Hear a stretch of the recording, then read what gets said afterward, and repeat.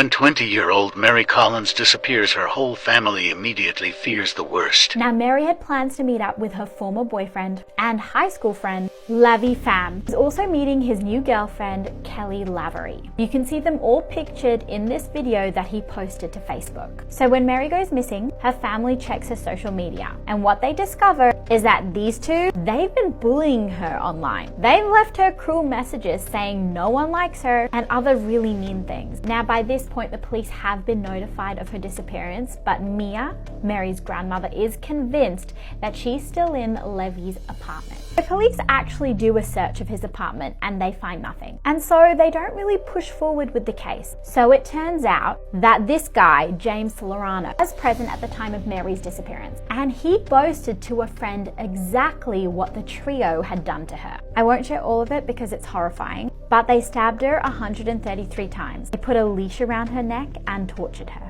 When she eventually passed away, they covered her body in detergent and cinnamon to mask the smell. They then rolled her up in plastic and stuffed her in a mattress. James actually told his friend they were planning to incinerate that mattress as soon as they got the opportunity to do so. Now, that friend was rightfully horrified. He immediately went to the police and told them what happened. They did another search of Levi's apartment, and this time they ripped open the mattress. Just as they were told, there they found the body of 20-year-old Mary Collins. Her family were completely devastated. Now, all three were arrested. Their ringleader, Kelly Lavery, took a plea deal and was sentenced to 20 to 30 years in prison. For more Seven Sin crime stories, you can hit that plus button. Now, I'm not saying the moon landing was fake, and I'm not saying it's real. But I've got a few questions I need you guys to answer. If they're really on the moon, then why is it so dark? Where are all the stars? And where's all the planets? And look how bright the moon shines. You can see it from a million miles away. But when these men are standing on the moon, it's looking all grey and dusty. And what about this famous footprint that they keep showing us? It don't match the space boots that they've got on display. One is a pair of Timbs and the other was wearing a pair of Yeezys. And if you're trying to tell me that they travelled from Earth to the moon in this tin pan, drum pan, makeshift out of cardboard box, aluminum foil spacecraft, then you must have lost your goddamn mind. And where's this mystery wind coming from? I thought there was only 1% gravity on the moon. Where's this breeze coming from? Why is the flag blowing in the wind? Come on, brother. The easiest horror movies to survive. Number 1, Candyman. All you have to do is not say his name 3 times and you will survive. It might genuinely be one of the easiest movies you could survive as long as you're not dumb. Number 2, The Ring. They tell you, hey, don't watch this tape or you'll get cursed. And then you watch the tape and wonder why you're unalive. Just don't watch the tape and you'll be perfectly fine. Number 3, Chucky. Chucky is a doll. Remember that. Chucky's a doll. Yes, very smart, the intellect of a man that pretty much inhabited the doll when he was unalive. But nonetheless, it's a doll. I'm punting Chucky across the room. I'm sorry. Number 4, Pennywise. Now, me being a kid or me being an adult, I'm going nowhere near a storm drain. There's no way I'm going to the storm drain and having a conversation with someone dressed like a clown. It's just not gonna work for me. It's just not something I'm gonna do. The first 1,000 of you to click the link in my bio and subscribe to my YouTube channel will get a shout out. Like and follow for part 2.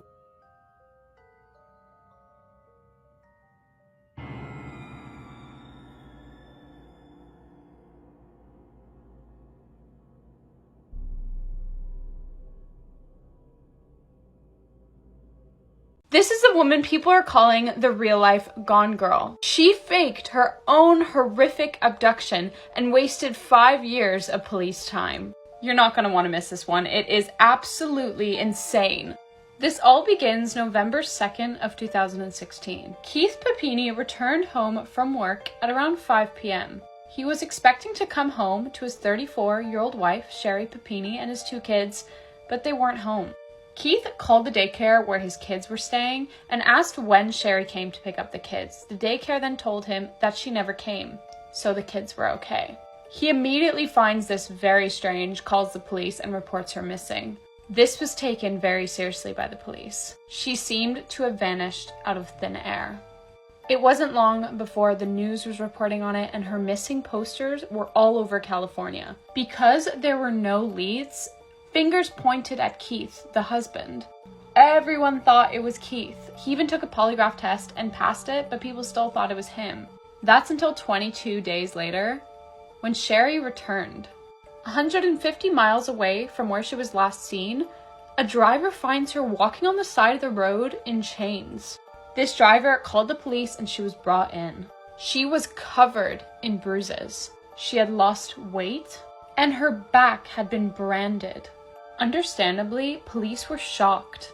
When asked what happened, she claimed that 2 Hispanic women abducted her.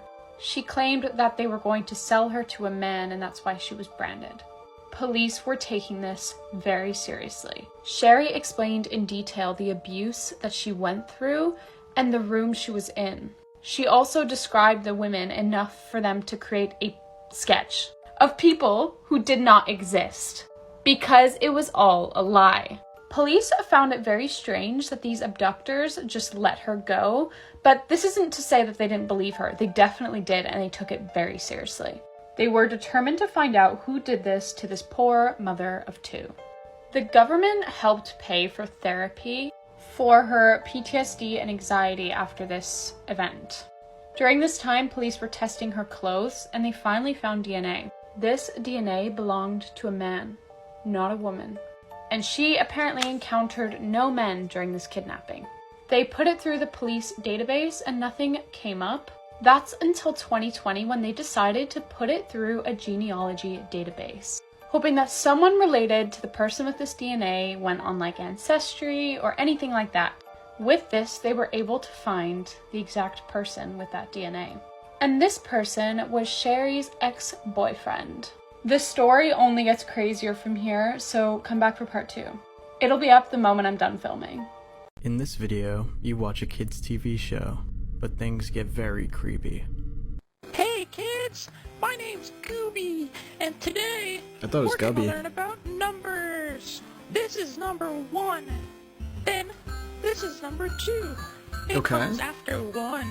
This is number 9. And finally, we have number 10. Okay. I love numbers. Do you? Yes. Oh, that's good.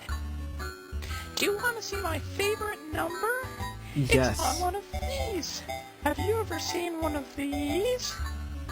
It's called Nah, there's no way, right? a Credit card. Bring it over here. Can you read those numbers on the front to me? Yes. Can you read the numbers below that for me? Can you read those 3 numbers to me? Wow, you did such an awesome job. I'll see you next time. Bye. So we're immediately starting off with this guy Gooby trying to scam kids out of their parents' credit card information. That's insane. Wow. Okay.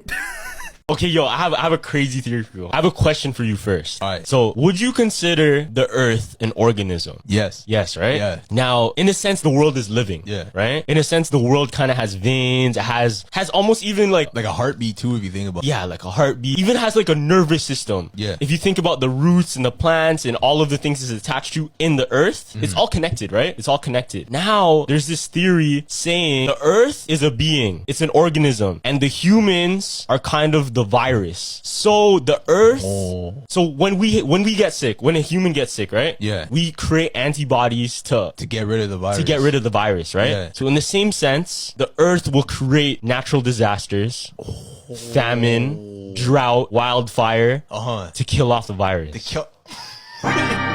Nah, that's crazy. Yo, that's crazy to think about. Because think about it, bro. We hurt the Earth, right? Yeah. We're doing worse for the Earth than the better. And look at all the This video was taken by a security camera placed inside this girl's bedroom to monitor her. It is around 11 PM and well past her bedtime, yet she decides to play with some toys while in bed, when something utterly terrifying happens. Hey, can you play with me? Sure, I'll play with you. So let you play, yeah. Bling, bling, bling. Bling, bling, bling. Bling, yum, dum, dum.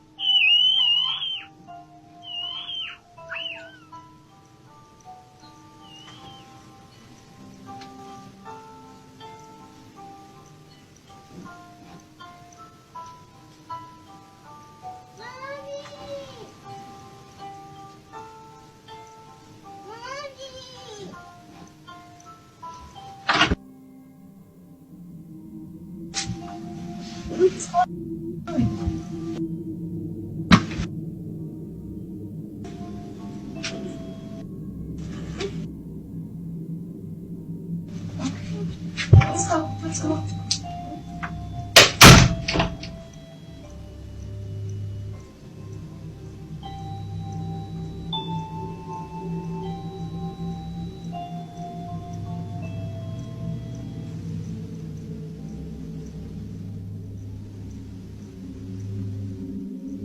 A toy lights up on its own. Even creepier, it starts to play the same song she's singing, as if to lure her under the bed. And when she goes to check it out, something swiftly pulls her under the bed.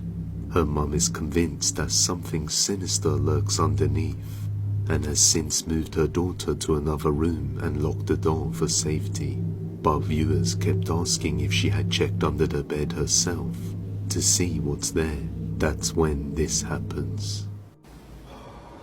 So I've been getting a lot of questions. People have been asking me, have you been in the room? Have you guys looked under the bed? No, we haven't. We haven't been in the room in the last 2 days. We've been a little scared.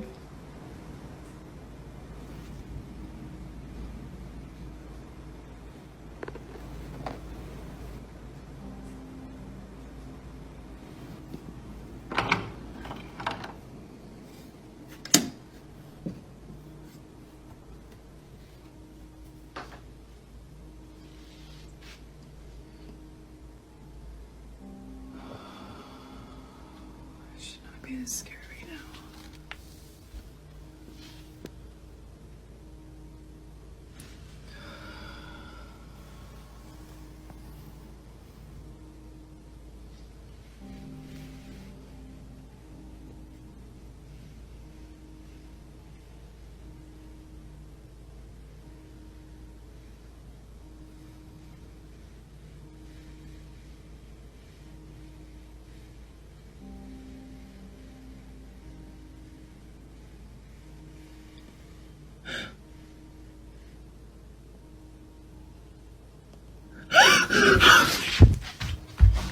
Oh my god. Underneath the bed lies a creepy doll which suddenly begins moving, instantly sending chills down her spine and sending the woman running away. She has now locked the door again, and nobody has entered ever since. Viewers suggested that the doll was mechanical, to which she explains that it's a stuffed plastic doll. So for those of you saying that the doll is mechanical, and that's how it moved, that doll is plastic, that doll is stuffed. I checked, I looked at Amazon.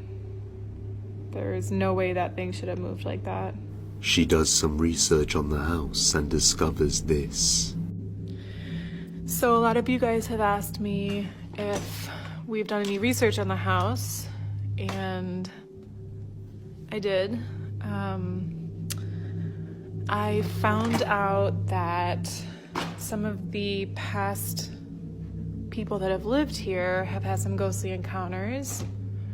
I learned that it was built near, not on, but near a cemetery. Yeah, I don't know, we're at a loss. We really love our home. We don't want to have to leave it, so we're trying to figure out what to do.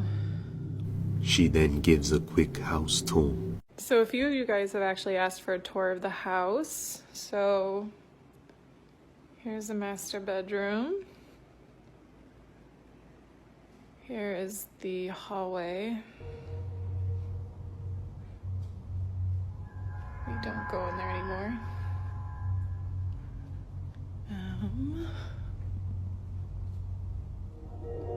Here's our living room.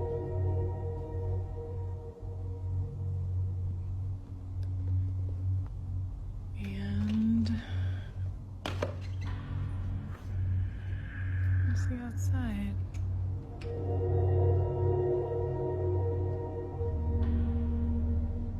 Nothing seems to be out of the ordinary with the house. So could it be that the haunting was caused by the location being near a cemetery? Or does the creepy moving doll have something to do with it? Or perhaps both? Regardless, this is completely terrifying. When you're done watching this video, you're gonna Google 2 words. In 1917 in Louisiana, 4-year-old Bobby Dunbar at a family outing wandered off and was never seen again. It's possible that he fell off from a railroad trestle and drowned. It's also possible he was abducted by a strange man who was seen lurking in the area that day. But we'll never know because authorities thought they found Bobby Dunbar. And the police didn't realize until 2004 that this child that they found was in fact not Bobby Dunbar.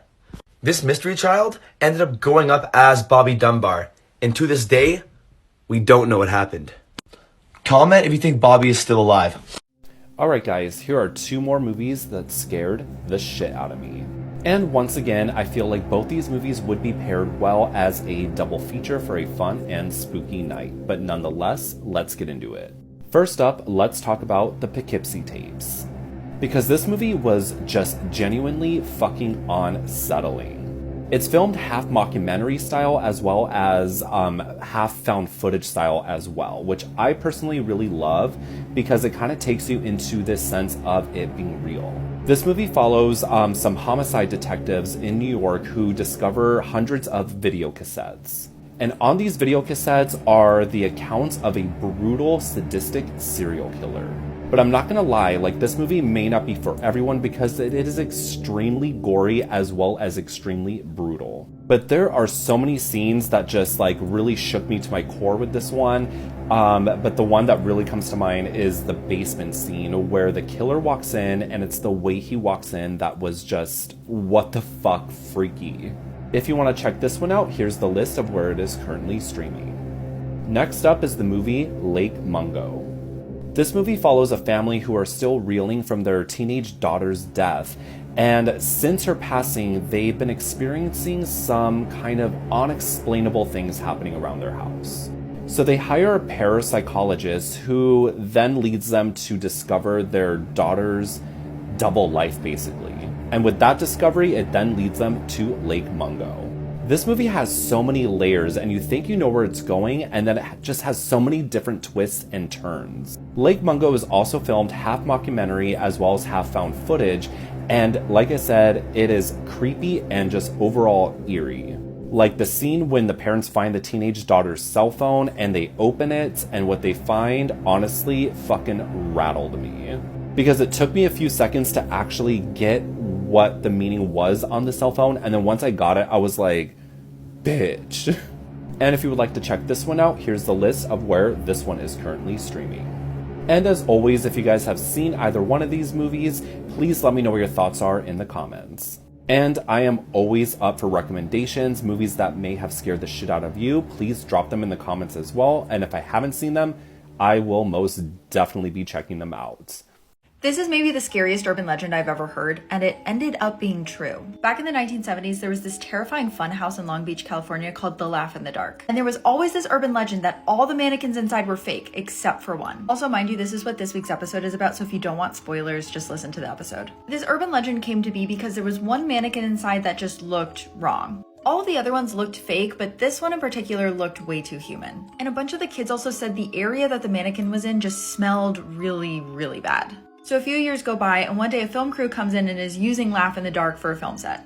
The director's lining up a shot, and he just doesn't like the way this one mannequin looks in frame. So he goes over to a crew member and he's like, hey, can you just move this out of the shot? So the crew member goes over and starts moving the mannequin when its arm pops off.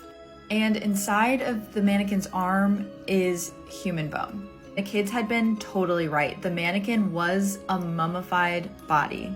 There's so much more to this story, like who the person was and how they got there, and I talk about the whole thing this week on the episode. We're all being played, I'm telling you.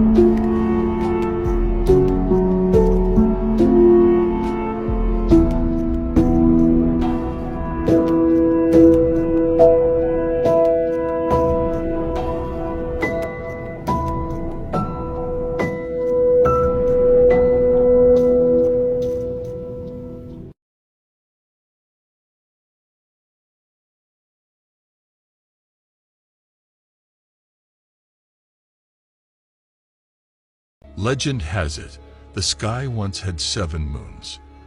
But there lived a colossal sea creature that dwelt in the abyss of the Philippine Ocean, who was envious of the radiance of the celestial orbs, and it is known as the Bakunawa.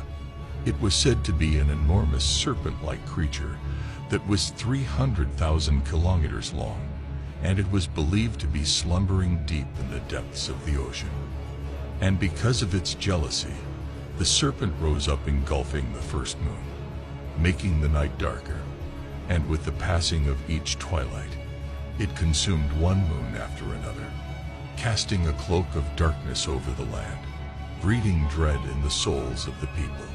Should the final moon be consumed, it will bring forth eternal darkness, and with it, the end of the world. The people vowed to save the last moon, and at the 7th night, they waited for the Bakunawa's final assault, as the serpent ascended from the ocean's depth to devour the final light of the night sky.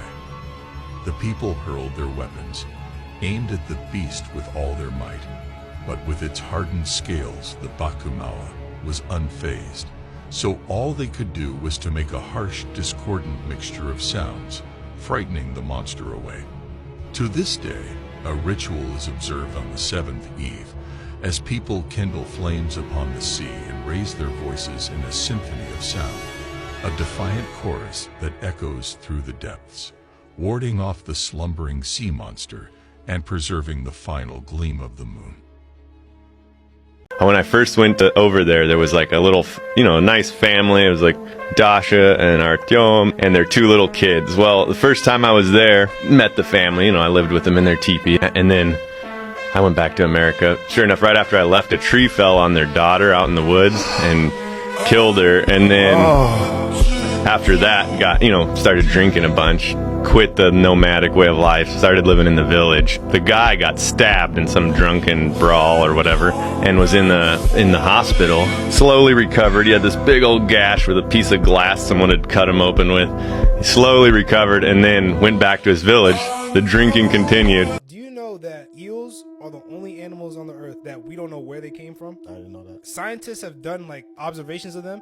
All eels during a specific time in the year, no matter where they are, they will all travel to the Bermuda Triangle, and that's where they meet. It could be in Europe, it could be in the freshwater rivers of the United States. When it's time to mate, they will all go to the Bermuda Triangle, and it's hard for scientists to study them because it's too dangerous, so we really don't know where they came from. And the males and females have no reproductive organs. Yeah, I think I knew that. So it's how do they reproduce? And I think they did a test where they put eels in a bucket or put them in a tank, and when it was time to mate, they will all swim in the direction of the Bermuda Triangle. Yeah. People have speculated, right? Because I remember we talked about it before. People think octopuses could be aliens.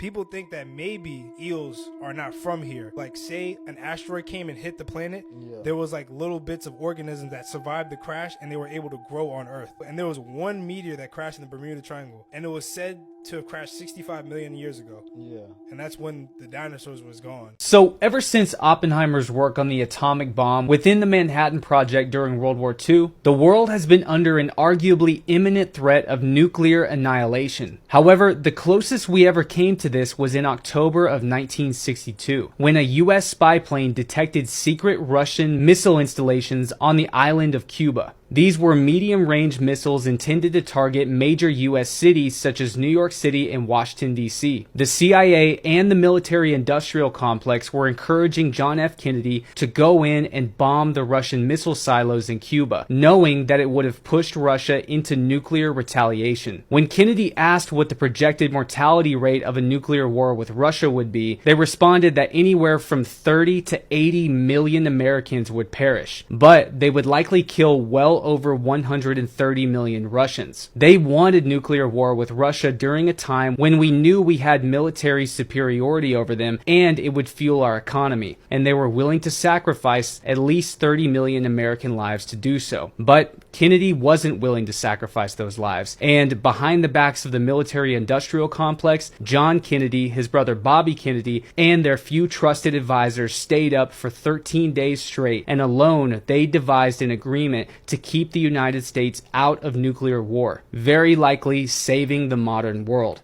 The woman in the abandoned hospital I'm a security guard on campus. It was my job to make sure that none of the students or anybody else was in buildings after midnight. One night at 1 a.m. I had to go check the old abandoned psychiatric hospital on campus. This was an old building bought by the medical college in the early 1900s that used to be used as a psychiatric hospital, but now it was abandoned. We weren't allowed to turn on any of the lights when we went to check any of the buildings we were patrolling, because if another patrol team saw the lights on from outside, they would think that somebody was in the building and call the police, and it would waste everybody's time. And so we were given a flashlight to check every level in every room to make sure that everything was okay before we locked up. As I made my way up through the levels onto the 3rd floor, I heard a noise at the end of the corridor.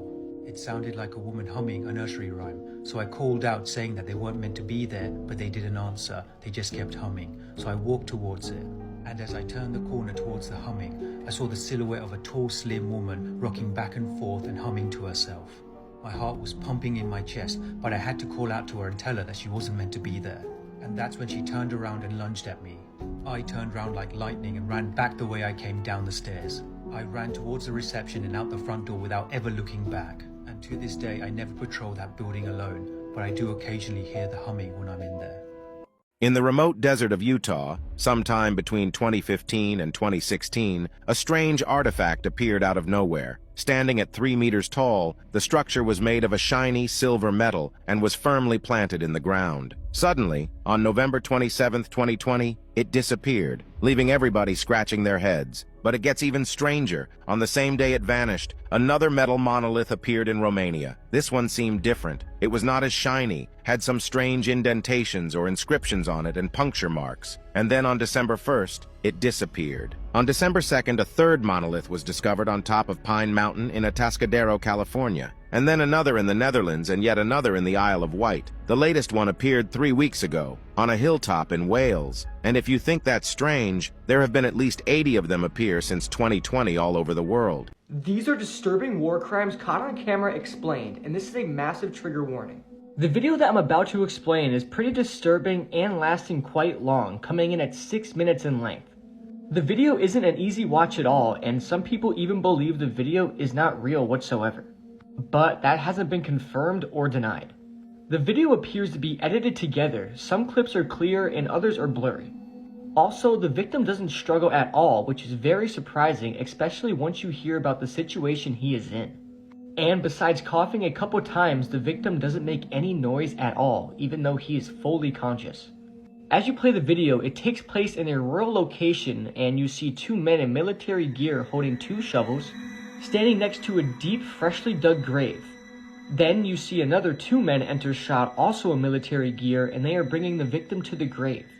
Once they get close to the grave, they push the victim into the grave, and the victim's hands are tied behind his back and he has a bag over his head. After the victim falls into the grave, it's hard to make out, but it's possible the 2 men holding the shovels next to the grave strike the victim with them.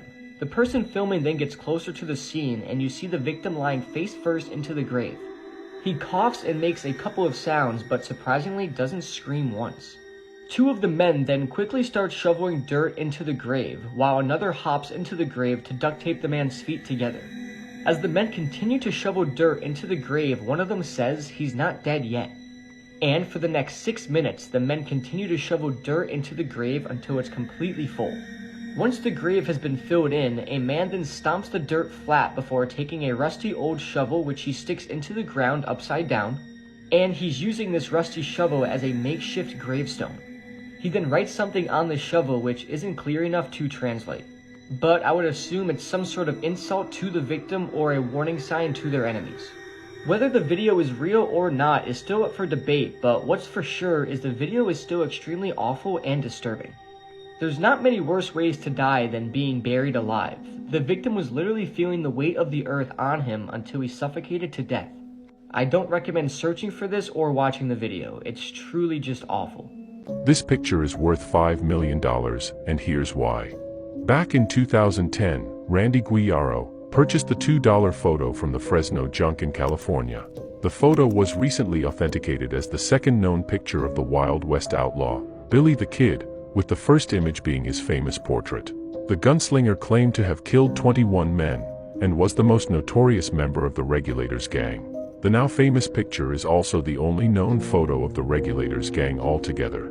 It was taken at the ranch of John Tunstall, an Englishman rancher who organized the gang to protect his properties against rivals. If Disney stayed true to the OG Rapunzel story, Tangled would have been a much darker film. Remember in the beginning when Mother Gothel abducts baby Rapunzel after the miracle flower was used to save her mother's life and she inherited some of its traits? Well, this is surprisingly close to the Grimm brothers fairy tale with one big difference. In the fairy tale, her father gave her up. You see, just like in the movie, Rapunzel's birth mother is having a rough time with her pregnancy and is getting some weird cravings, specifically for a plant called a rampion. Well, the only rampion growing nearby was in their neighbor's yard, which was a problem because their neighbor was a witch, and when she caught the father trying to steal it, she threatened to put a curse on him unless he promised to give her his baby. And the father, wanting to spare himself and his wife from being turned into a newt or worse, agreed to the witch's terms, and the moment his daughter was born, he gave her away, and she was locked up in a tower. Disney managed to incorporate so many elements of the original story into their movie, what with the pregnant mom needing a plant to survive and that leading to the baby getting taken away by a witch,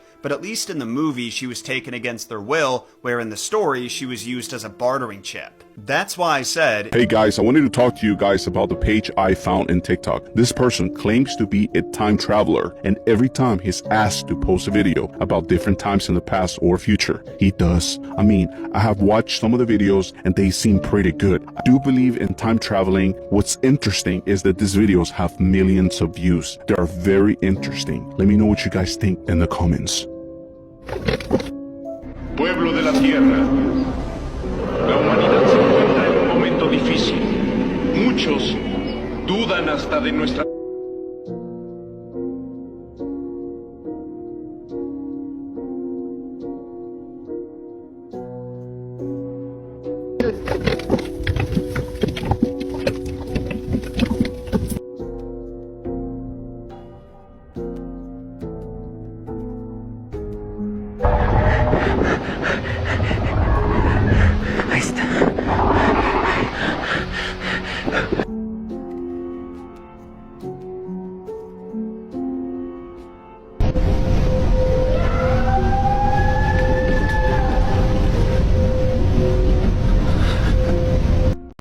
Scariest lockdown photos I have ever seen in my life. On April 16th, 2010, in Newcastle High School, they went into a lockdown procedure. Somebody comes over the intercom and they say that there are reports of a dangerous individual who's inside the school. When this happens, Angela Germain just stays in place. She stays in the girls' bathroom and she ends up sending this blurry photo to her friend Kelly, and she's like, I've got to stay in here, oh my god. What she didn't realize was that when she sent that picture, in the dimmed emergency lights of that bathroom, she had captured the intruder who was hiding behind the end stall. But by the time her friend even notices the face and tells teachers and police and they get to the bathroom, Angela was found stabbed more than 15 times, having later succumbed to those injuries. Because of Angela's final photo and 2 other witnesses in the school, they do make a composite sketch, but they would never find this person. The only thing that we have left is the final frame in her camera roll. A man named Noah is camping in the middle of nowhere when he starts to hear footsteps outside of his truck. I'm currently sleeping in the back of my truck right now. I don't even know what time it is. And there's someone walking around my truck right now. If you can hear that, it's pretty loud. He's been walking around for like 20 minutes already. My gun's in my cab though. I don't really know what to do. I'm a little freaked out right now, and it's like pitch black outside, probably like 2 in the morning, and he just keeps walking around, and he's like really close to my truck. I've never been this scared, and like this doesn't make any sense because I parked somewhere where you couldn't see, no one was on that road. Wait, he's touching my truck.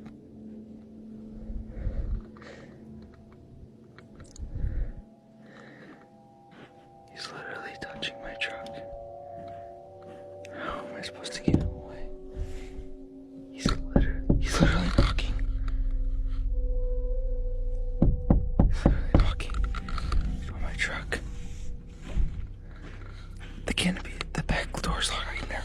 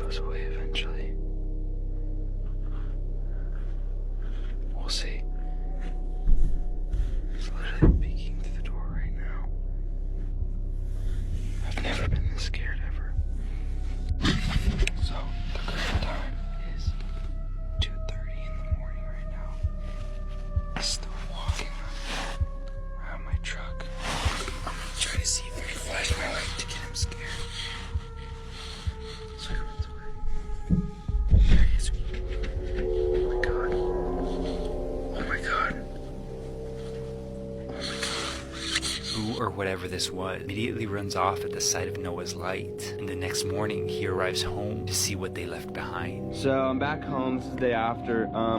He was trying to peek in my truck quite a bit with all these marks. I didn't even notice until I got home.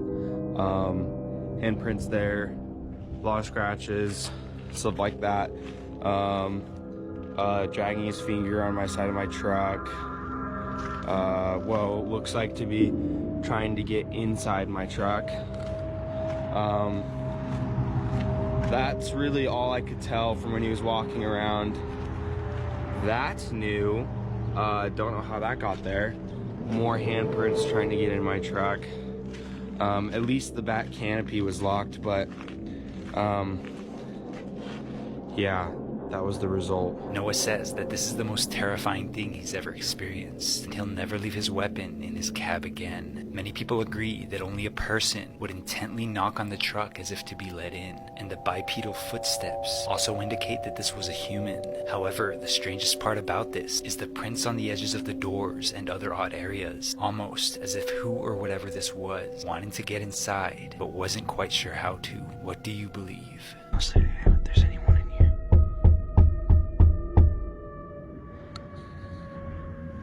I'm so scared right now. Try to see if I can flash my light to get him scared. So I don't have to worry. There he is. Oh my god. Oh my god.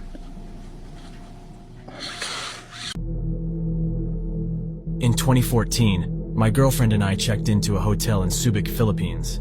The hotel looked great and the ambiance was nice. But while we were walking in the hallway, we noticed that it was too quiet. Like we were the only guests on that floor. When we arrived in our room, it felt really heavy. But I didn't told her. After we ate our dinner, she placed the tray and dishes outside our room. Then she said, "Babe, there's an old woman standing at the end of the hallway looking at me." I said, "Just ignore her. Maybe she's lost."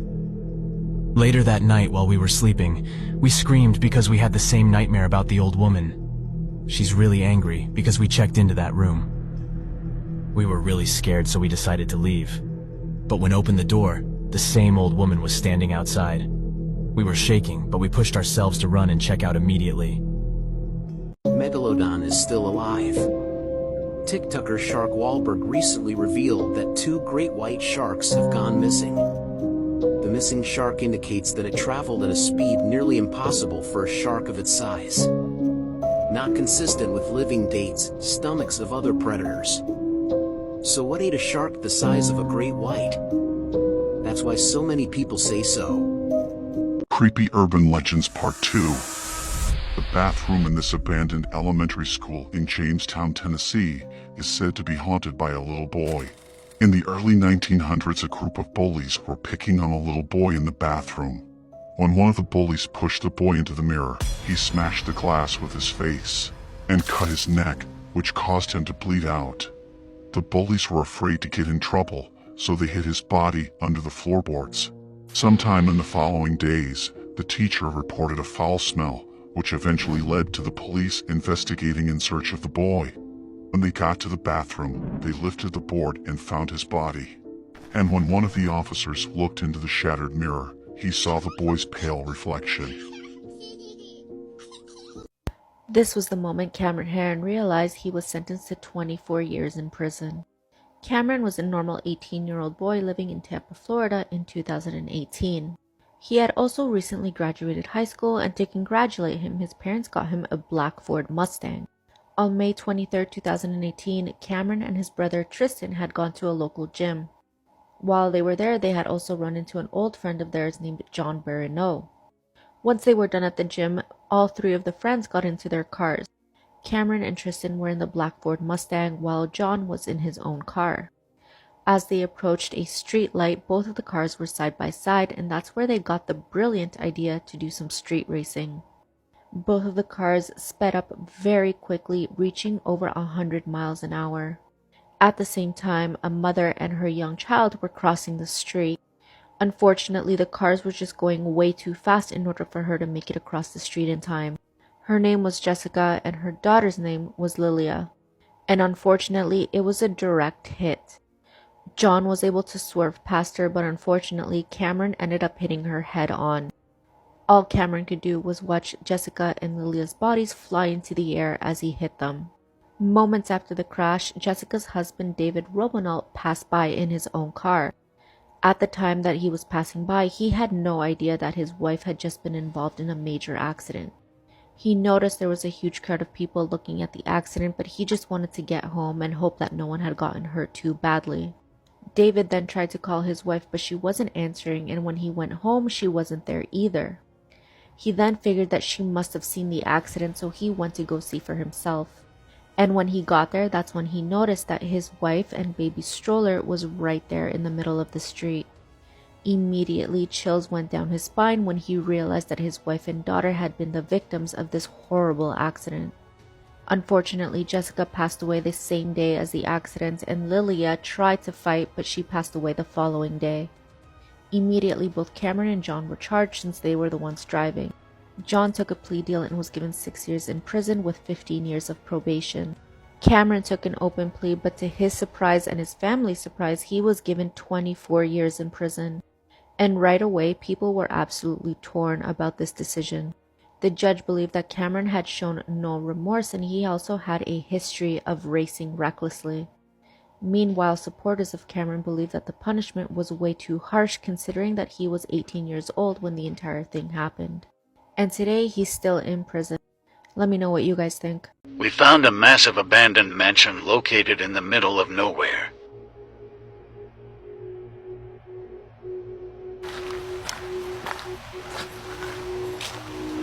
This is the original gate and gatehouse on the right.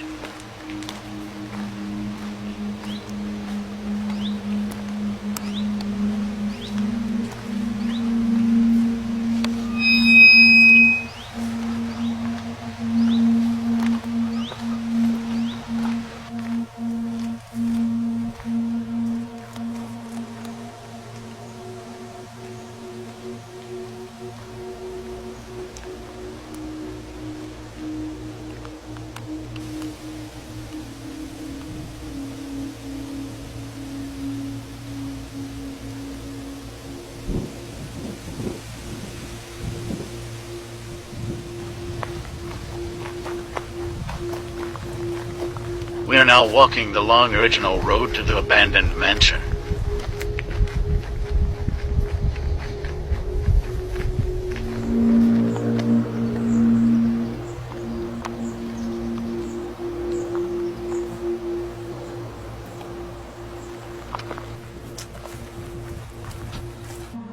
The building is listed and was completed in 1923.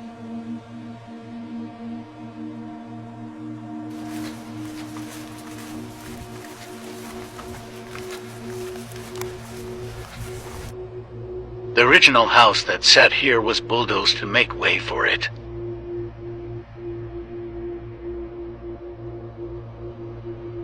It was built for Member of Parliament and Minister of Transport Captain David Ewan Wallace.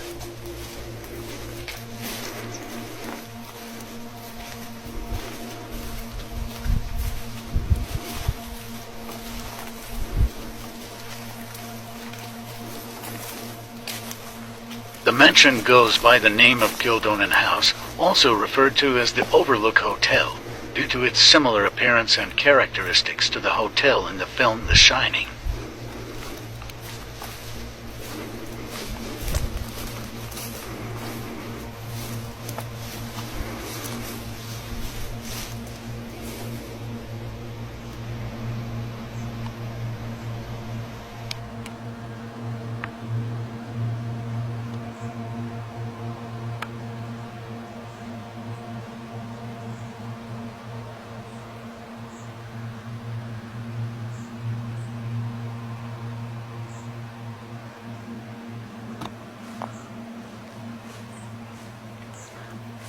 Walking around this derelict mansion, you really feel as though you are being watched from the inside.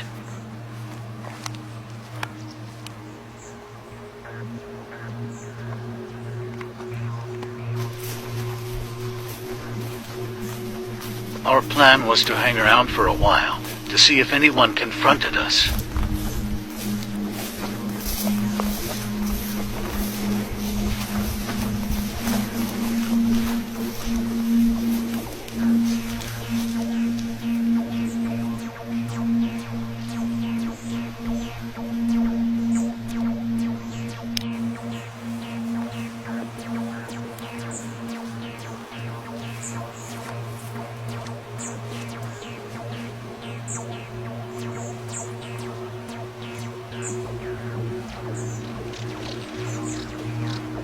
We could not believe this building was abandoned, especially with all the lights on inside.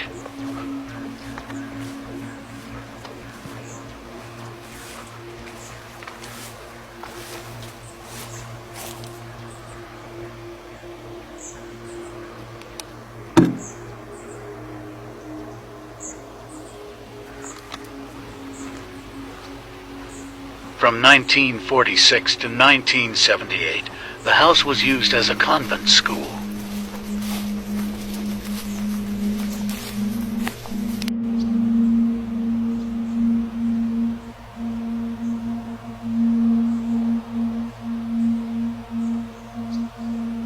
Since 1978, the mansion changed ownership several times, eventually run as a hotel and leisure facility.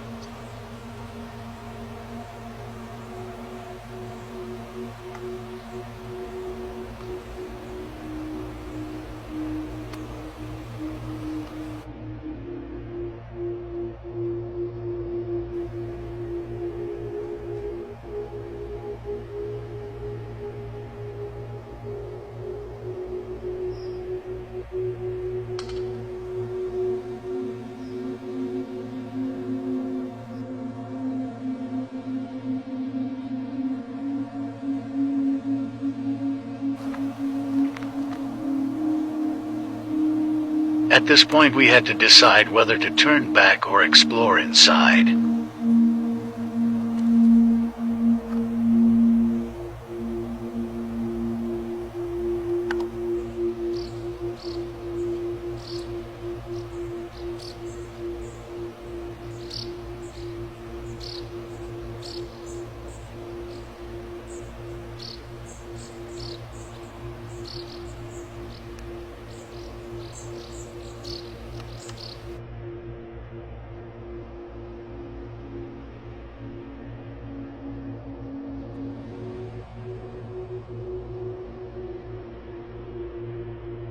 The car parked outside was also a mystery.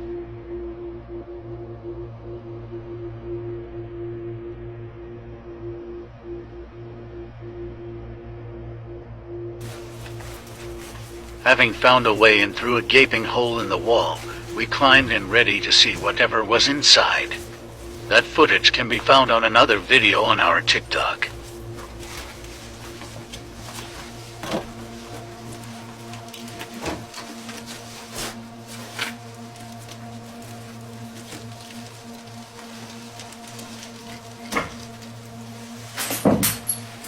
You know the Spanish-speaking lady in Leave the World Behind? Well, guess what? In the movie, when she was speaking, there were no subtitles, so those who don't know Spanish had no clue what she was saying, but somebody translated it. By the way, I really hope she gets an award because she deserves it. Okay, here it is. I'm done talking. Por favor, pare, señor. Hello? Yeah. Hello, gracias a Dios que encontré a alguien. Estoy tratando de regresar a mi casa. Me he desviado. Hace rato que estoy caminando. Okay, I don't understand what you're saying. I don't speak Spanish. I don't know where I am. I'm trying to get to town. Necesito usar su teléfono. El mío está muerto. No, I don't have any service either. Es usted la primera persona que he visto en todo el día. Tenemos que salir de aquí. Acabo de ver un avión que estaba rociando un gas rojo en los alrededores. Pero vi unos venados, más de 50, salían del bosque. Por favor, necesito regresar a mi casa, señor. Me pareció que militar salió huyendo. No hay nadie por aquí. Será un ataque químico. Por favor, no me deje aquí, señor. Tengo miedo en la persona.